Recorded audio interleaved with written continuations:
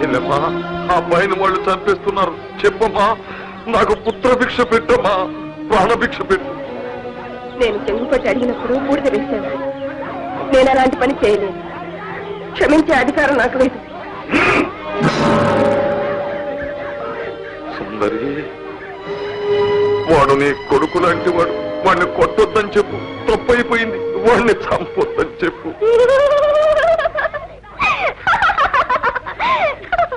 సుందరికి మొగుడంట, సుందరికి కొడుకంట.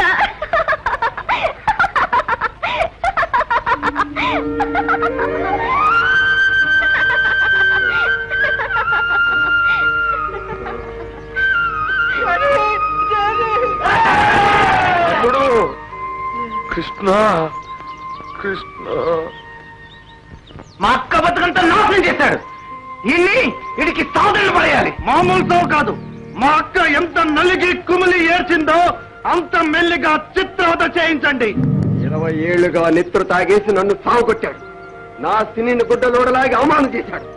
నాకు వదిలేసిన తర ఈయన ఏ ముక్కగా ముక్క ఎరగొట్టేస్తా. రక్త సంబంధం తెంచుకున్న ఈ రాక్షసుని, ఊరి వారందరినీ దగా చేసి తగులుపాచిని సజీవ దహనం చెయ్యాలి. మా అందరికీ మత్తు మందు పెట్టించి పాక తగలబెట్టించాడు. చిన్నదొర, సమయానికి నువ్వు వచ్చి ఆదుకున్నావు. మమ్మల్ని అందరినీ రక్షించావు. మమ్మల్నే కాదు, వీడి బారి నుంచి ఈ ఊరినే రక్షించావు. వీడికి సరి అయిన శిక్ష నువ్వే విధించు. తమ్ముడు కృష్ణ, నువ్వు తమ్ముడు కావన్నవి. ఇవి చేతులు కావు, కాళ్ళు. ఊరు కళ్ళు గప్పి నోరు మూసి చెవుల్లో సీసం పోసి మీరు రాజ్యం చేశారు. నేను ఆ బంధాలు తప్పించి ఊరిని మేలు కొలిపాను. నా పని అంతే. మేలుకొన్న ఊరు దేవుడి విశ్వరూపం లాంటిది. దేవుణ్ణి ఎవరూ శాసించలేరు. అధర్మం తలెత్తినప్పుడల్లా ధర్మదేవత పాదం దాన్ని అణచివేస్తుంది. ఇది యుగ ధర్మం. ఇది జీవన వాహిని.